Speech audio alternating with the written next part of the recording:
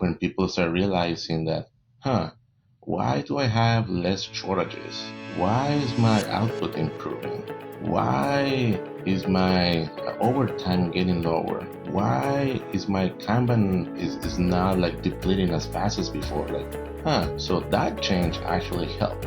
And then that's when things started moving and changing. Today, I'm excited to welcome Carlos Pereyra to the show. Now, we share the same last name. He spells it a little bit different. He's got a Y in there instead of an I, but great guy. So Carlos is actually finishing up Gemba Academy's Master Black Belt program, and we asked him to come on to the show to sort of share his continuous improvement story. He's got a really strong background, grew up learning from Toyota Sensei directly for many years, and he tells a little bit about his background, but really, really sharp guy. And so we spent quite a bit of time just talking about the whole idea of failing fast and being fearless as it relates to experimentation. And then we kind of get into some topics like for the leaders out there, like what can leaders do to foster this environment where if you want the people to do it, then what do you need to be doing in order to get them to do that? So really some good stuff in here. He's a really humble guy and kind of soft-spoken, but super smart, man, and super proud of him. This was actually the last thing that he needed to do to realize his Master Black Belt. So I want everybody to do me a special favor. I don't normally do this, but it's a big deal for Carlos. Make sure this time you got to scroll down on your app and you're going to see his LinkedIn there. I need everybody that listens to this to go to that LinkedIn, hit it, and congratulate him for certifying as a Gemba Academy Master Black Belt, because it's not an easy program. There's some ones out there I won't call it get rich quick, but ours is not get rich quick. He did it, man. So I'm very proud of him, and I want everybody to go congratulate him. Okay. All right. And so again, all the links are below. So go check out in Carlos's LinkedIn account, and appreciate it. All right, let's get to the show. Carlos, welcome to the show. How's it going? Good. What about yourself, Ron? Yeah, I'm doing well, man. I'm doing well. We were talking before the show. I think you're the second, besides me, obviously, Pereyra or however you want to say it there, Carlos, that's come on to the show. So that's kind of exciting, man. There's not enough of us in this lean movement. There's probably more out there just sort of lurking. We need to get them onto the podcast, maybe. I for sure hope so, that there are more out there, right? But then at the end of the day, it feels like a tongue twister. So yeah, right. Yeah, for sure. All right. Well, where are you calling in from? I'm calling from Kent, Washington. Okay. All right. Washington. Got it. Real close to Seattle. Yep. Okay. Yeah. My business partner, John Miller, lives in Bay Bridge Island over there. So yeah. So he's real close there. So good stuff, man. All right. Well, hey, man, I'm excited to have you onto the show today, Carlos. And as you know, we like to get things rolling out of the gate with our guests sharing a quote. So what do you have? So my quote is going to be called, and it's nothing that I read on the book, and it's something that I just learned throughout the years. But it's more about, it will never be perfect, so just get it done. And it talks about don't be afraid of failure, so that type of thing. Mm-hmm. And having the expectation of making change is a good thing, and don't be afraid of change. Yeah, I love it. Okay.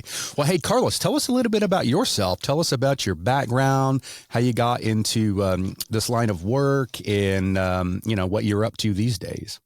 Perfect. Yeah. So I'm a mechanical engineer by trade. I started off my career actually working in one of the companies that Toyota selected to be one of their lean principle type of benchmarking at the beginning. Right. So I was lucky enough that I was doing my internships, and I was lucky enough to follow one of the senseis that they assigned to that company. And because I was an intern, I didn't have a lot of things to do. So they asked me, hey, why don't you shadow is to get a sensei for 6 months, right? Wow. And I was like, I don't know what that means, but that sounds fun. And then once I got onto it, oh boy, it totally changed my perspective of pretty much everything, right? I mean, as an engineer, I always thought about the squares, circles, and if it's a go no go type of work, right? It has to fit perfect. And with those learnings that I got from that experience, I was able to understand the why lean, why standard work, why culture is so important. Mm, And I was able to implement in very, very, very early on in my career. And then that pretty much got stuck with me. And then I went into the world of quality engineering, new product development, and all those sort of things. But at the end of the day, it was always about problem solving. Like, yes, I was doing a lot of engineering work, mm. but I always saw it as problem solving. And people will ask me, like, so why? So what do you think is better? What do you think is best, Lean or Six Sigma? And I'm like, I can't give an answer. Is there is no better or worse than a different one, right? It's depending on the problem, what you're trying or attempting to do.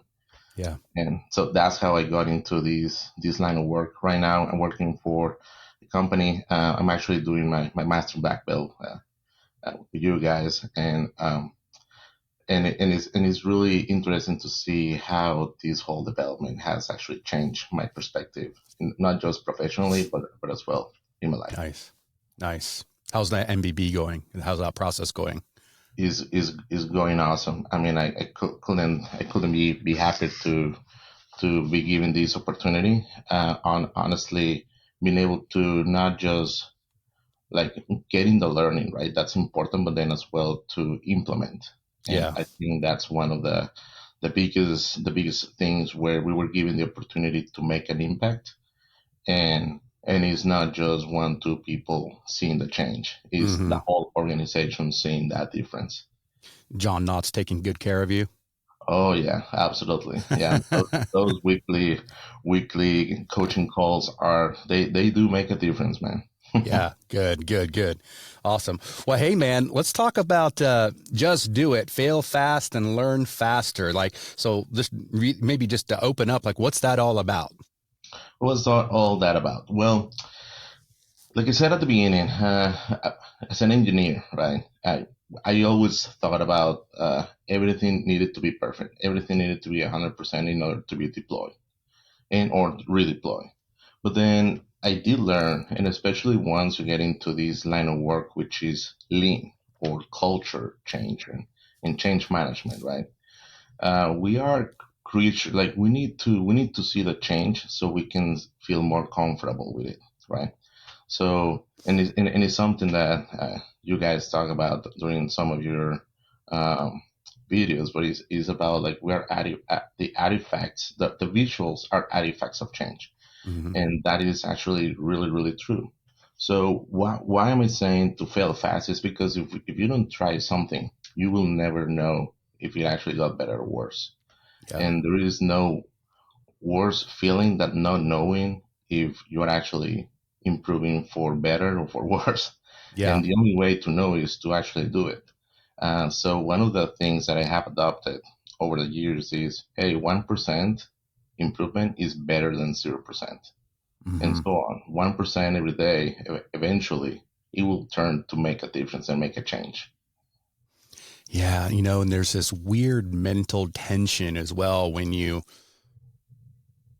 don't take action, you're left to plan or think or ponder longer and deeper and more and more and more planning, more thinking, more pondering. And then if it doesn't work out, because if you're in that mindset, you're probably not really approaching it like an experiment. You're approaching it like this has to work. Right. And if it doesn't work, then it's crushing. Whereas you'd be like, hell, I don't know. Like, but let's try this. And here's what I think is going to happen. And let's see. Like if you just approach it like that, all the heaviness and the weight is gone. That's what really embracing scientific thinking has done, even for me. And I've been doing this a long time. When I finally opened my heart to it, it really changed the game, right? And it's the secret, really, I think, to success and continuous improvement is having that experimenter's mind. And it's easy to talk about, but very, very hard to do, right? Absolutely. I mean, and it happens, right? And especially like, for example, if you're doing like a Six Sigma project and you're trying to do a design of experiments, Yeah. right? I mean, and I've done design of experiments that were really, really expensive because Yeah. we needed to scrap the parts after we cut them up and we measured inside. Yeah. But then at the end of the day, you need to know if you're changing or not, and you need to know the answer. And a lot of this is an empirical approach with a scientific method type of thing, right? I mean, either you do PDCA or you do DMAIAC. At the end of the day, you want to know the results Right. and if you're improving or not. Right. Right. Exactly. So I'm wondering, like, I mean, obviously you've got a lot of experience, Carlos, and, ran with the Toyota Sensei back in the day. And so you've seen a lot over the years.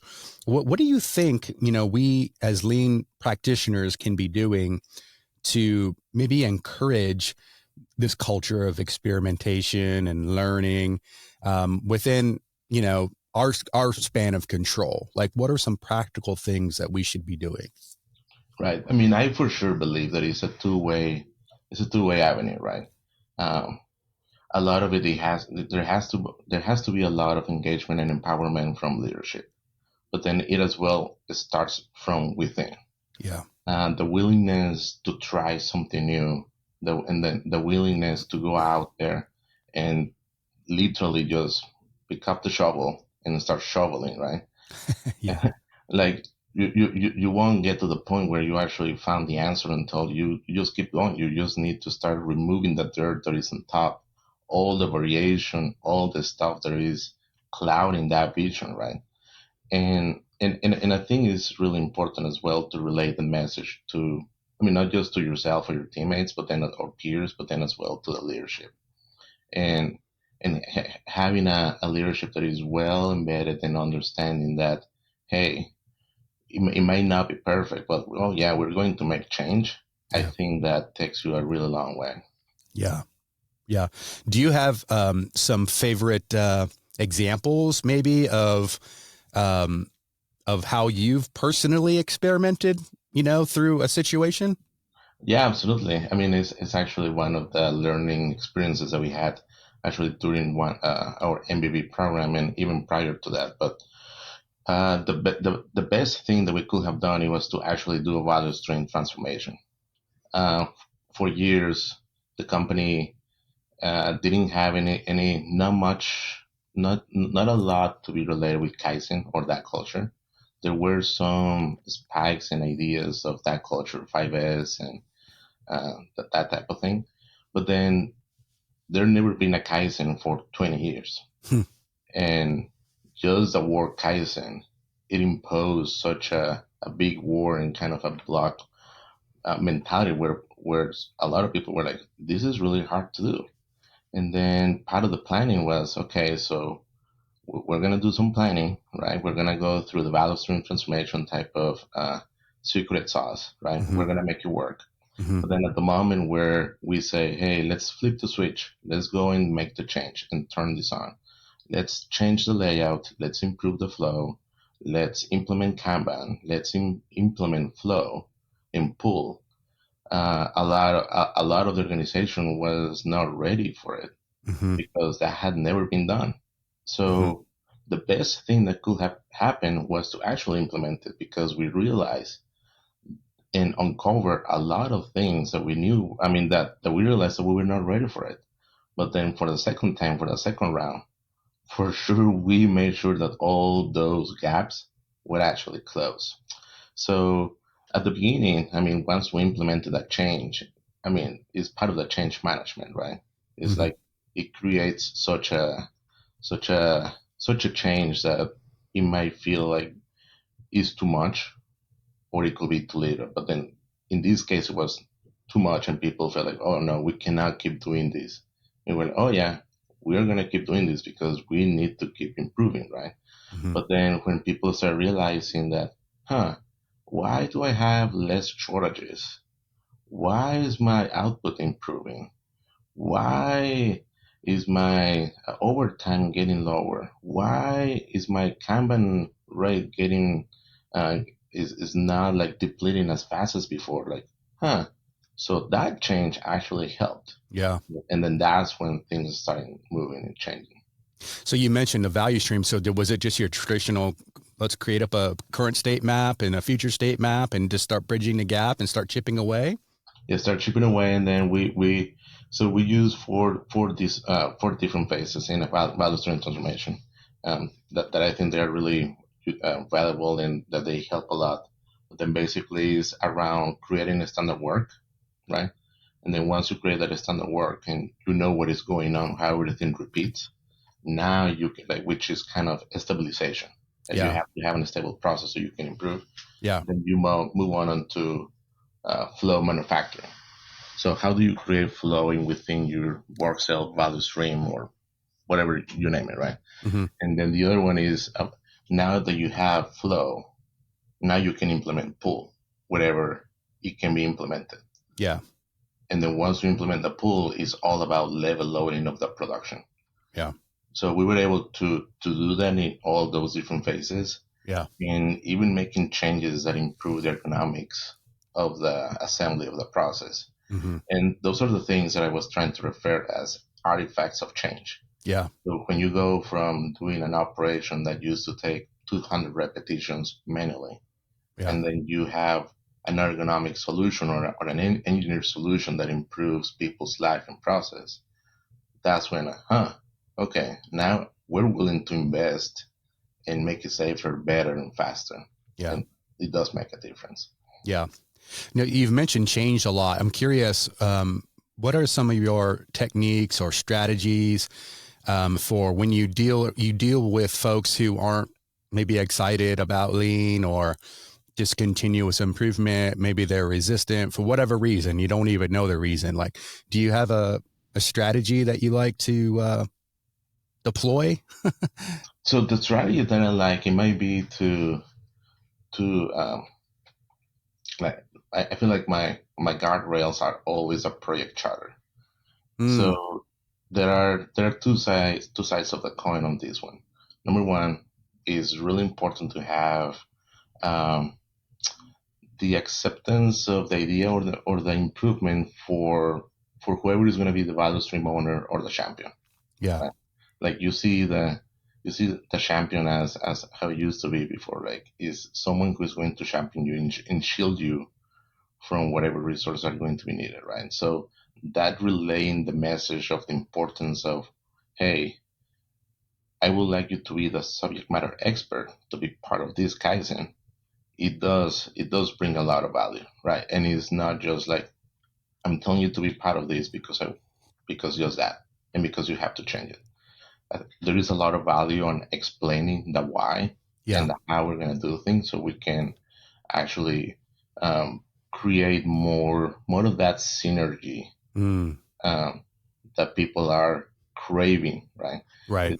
It's like, and I learned this before, but then like when you go in a Kaizen, I mean, or when you're in a Kaizen mode, how we call it, it's not just a 1 + 1 = 2. It's kind of it's a synergy, right? So 1 + 1 = 3. So where all of the skills and ideas and different backgrounds are bringing a lot to the table, and those are some of the things that I try to relate to those individuals, so we can make a change and an impact. Yeah. Yeah. Good stuff. Do you have any advice for leaders out there who are bought into the idea of, rapid experimentation, just lean in general, and maybe they're trying to sort of lead and bring up their workforce to behave more like that? Do you maybe speak to them, speak to the leader now? Like, what advice do you have for them? So I will say that the advice is don't be afraid of letting your people experiment.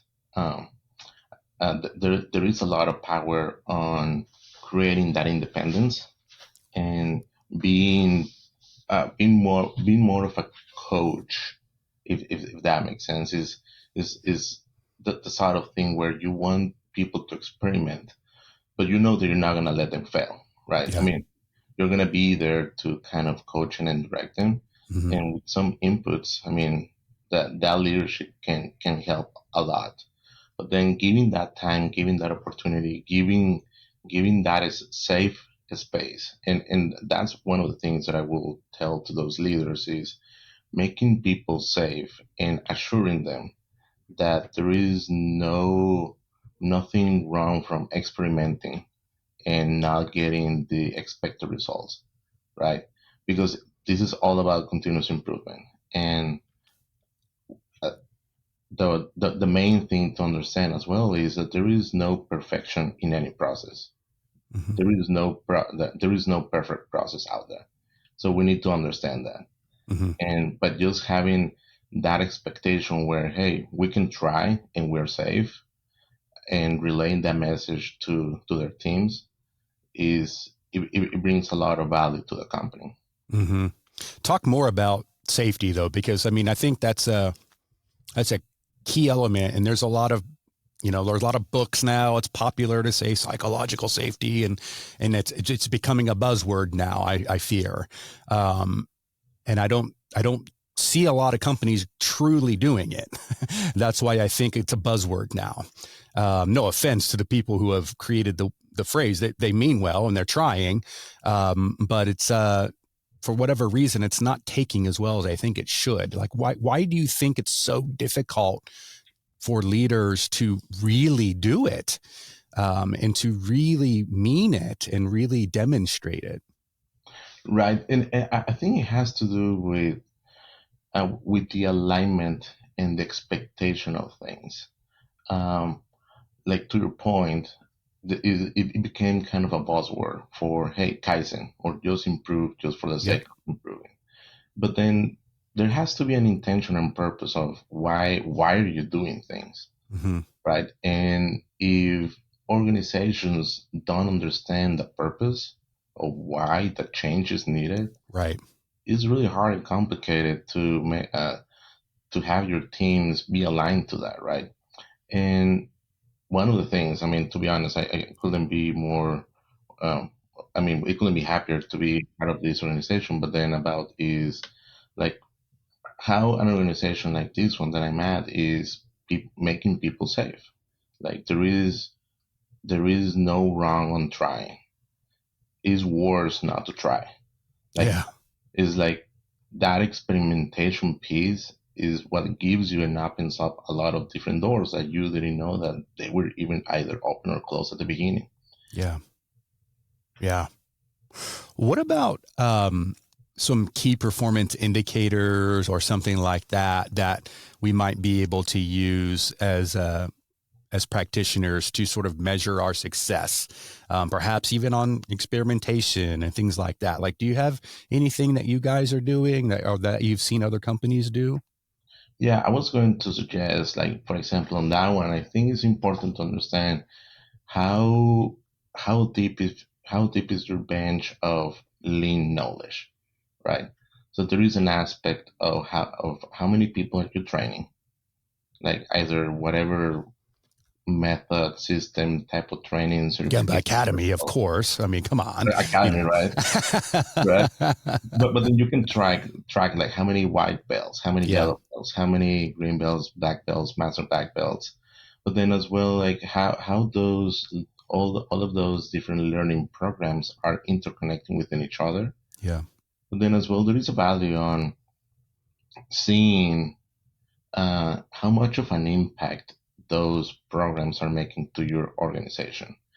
And a lot of the things is maybe you're not gonna see it like the direct impact. Hey, two two black belts equal uh, $500,000 of savings in the P&L, right?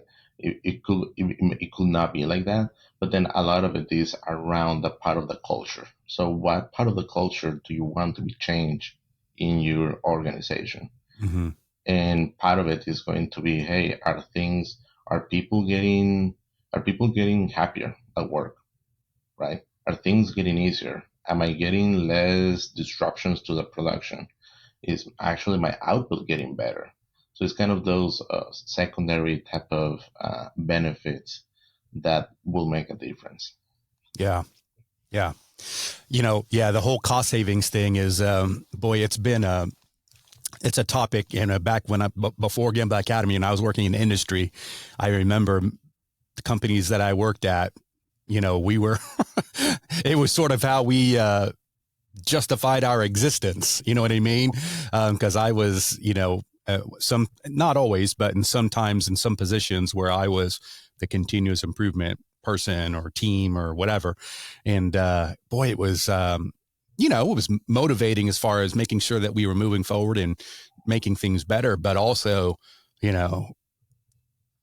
there was times where I spent more time calculating the benefits than I did the actual project. You know what I mean? It was like, what am I doing here? So I think there's this balance, right? I think my buddy Paul Akers, 2-second lean and all that fast cap. He's always said, just fix what bugs you. Right. And when you fix what bugs you, or you remove the struggle, then allows, when you remove struggle and just nonsense around you, then you can elevate to higher level thinking, and the results are just going to come, right? The money will come, the success will come, all the rest of it when you just focus on the struggle. And I think there's a lot of truth to that as well. But it's like anything, it's a balance. We can't just go all Paul Akers and don't worry about anything else, but you also can't get crazy about savings. You got to have a balance, because if you're a for-profit company, because, in Paul's case, it's a very successful company, but it's small, 100 people or whatever, it's like, okay, Boeing right now, as we record this, is going through some difficulties, right, with their airplanes. And, they got more than 100 people, right? And so, everyone's in a different battle, right? And so I do think it's important to tie our activities, to the success of the company, right? And if you're a for-profit company, you do want to see how these are, like you said, you're noticing that your overtime's going down, and you're tracking these things, right? And it's obvious, right, that these things are getting better, and your leadership it doesn't take a genius, right, to notice that these key things that we're trying to do as a company are getting better. Wow, why is that? And the other thing to add is, now that we're talking about it, and you're saying it is like, oh, the continuous improvement department or person, and it's not just a couple of individuals, right?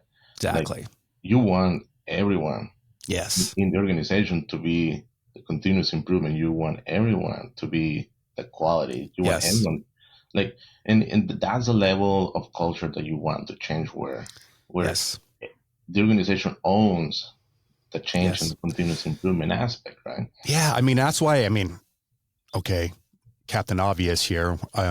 Ron likes Gimba Academy, but that's why I love our platform, and that's why I think we're the best, and it's not even close. I don't really say that very often. Maybe I've never said that, but we've got guys like you who are going through our highest level certification. Not many people in your company are going to go through that, I would guess. Maybe a few more, right? But everyone in your company could go through a white belt curriculum or whatever. Don't, even if you don't like belts, don't call it belts. Just call it lean intro or whatever you want to call it. I don't care what you call it, right? But give everybody the ability and some basic knowledge and allow them to learn and grow as human beings. Forget about lean. Just trying to make them a better human being, happier, so they go home and they're nicer to their spouse because they had a good day, because they made things better and they felt motivated. How about that, right? You know what I mean? And so that's why you need vehicles. And if it's not Gimba Academy, find something, go watch YouTube videos or something like that to pour into people, so that everybody is learning and growing. And then they have people like you who are going turbocharged training kind of thing, right? And you're going to be leading the charge, right? As you should. So. And I love that, right? Because And I think that lean, the purpose, yes, I mean, is to improve the process, right? Or reduce variation, uh, improve the output, whatever you want to name it, right? But Hmm. then at the end of the day, it's on the principles of creating better individuals. Yeah. And to your point, if people are unhappy at home because they're not able to do whatever, right? But lean is a way to make people understand that there is a way to make things different or to try different things Yeah. and to improve. Yeah.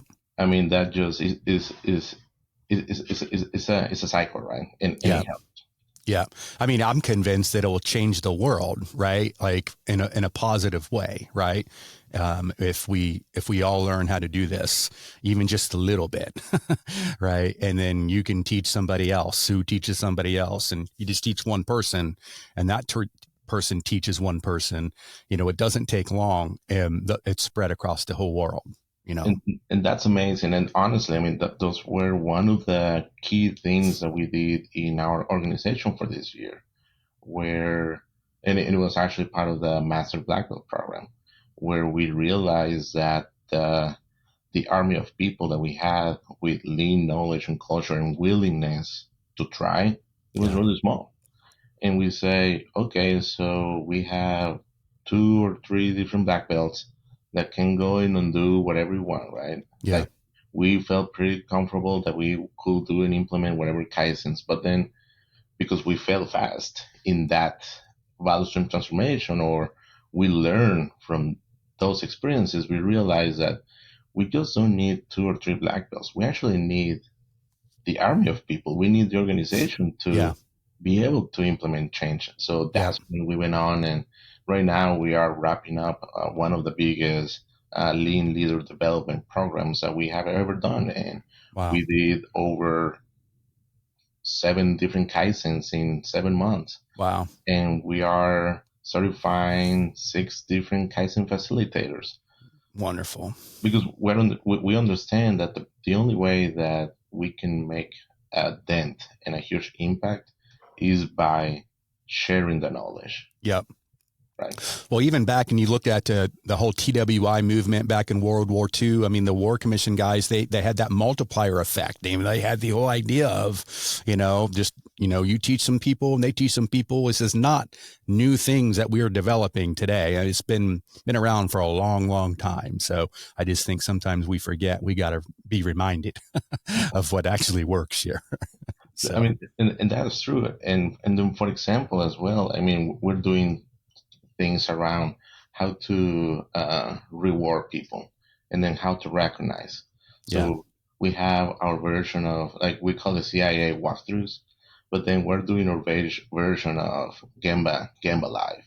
Mm. So where we want people to ex- explain and do a show and tell of a CIA, and CIA means continuous improvement activity, and do the show and tell of that feature idea, and then let's go to the show floor, and it's just basically me and my partner Jason with a camera, Yeah. with a microphone, and then just, hey, Nice. please show us and tell what Hey, is. man, I'll tell you what, that person that's being videoed, their body is being flooded with, positive hormones like serotonin and oxytocin. They're feeling incredible, right? I mean, just I mean, I really mean it. I mean, that's such yeah. And then you can share the video forever and it'll be great. But the impact you're having on that individual, you just don't even know. I mean, sure, they might be a little bit nervous, but they're feeling good. Or if they're not feeling good in that moment because they're nervous, as soon as you hit stop and you say, great job, now they're really floating and feeling great, so. That is very true, and you can see that, right? And it's like you can see it in people's faces, people's reactions, and people's engagement at the end of the day. What do you do with the videos? You put like on the internet or? Yeah, we put it in our version of kind of SharePoint, and then Uh-huh. we do kind of a report out on what were Nice. the accomplishments, and then we say thank you. But then as well, like, is the two sides of the coin, right? Where we want people to feel that recognition, but then as well we want people to see from not just from our location, but from anywhere else what we're doing, so we can share Yeah. those experiences and learnings. And most of the times it's been like, wow, I had no idea that you guys were doing that. I'm going to benchmark Yeah. the same thing.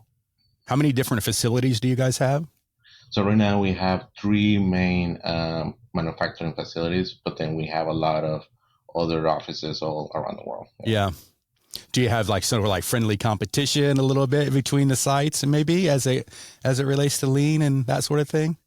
I mean, not yet, but then that's what I will hope to Yeah, man. start seeing for the coming year. Yeah.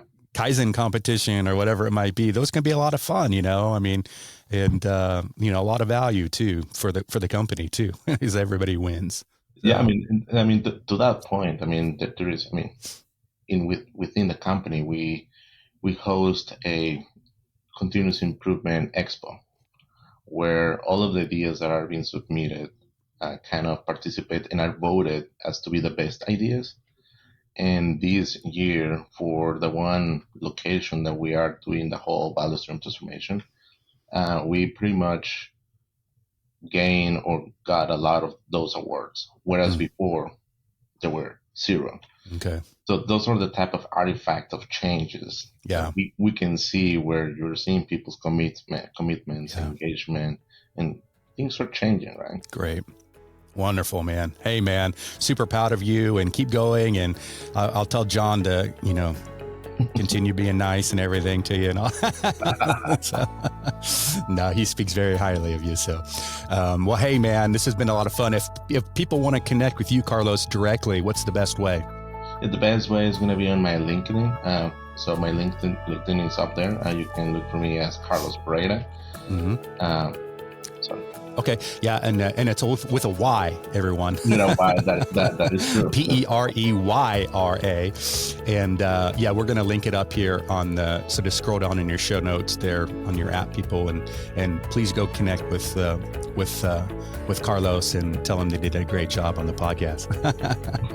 So, all right, man. Hey, I really appreciate you coming on, man. Thank you so much for having me. And it was a really fun experience. I really appreciate it. All right. You take care. Thank you. Thanks for listening. Whether you've been on the continuous improvement journey for many years, or perhaps you're just getting started, Gemba Academy is here to support you. And while we're best known for our more than 1,500 Lean and Six Sigma teaching and virtual tour videos, we also have a team of experienced Lean and Six Sigma practitioners available for one-on-one coaching, as well as a variety of Lean and Six Sigma certification options. To learn more and to schedule a demo, head on over to gembaacademy.com.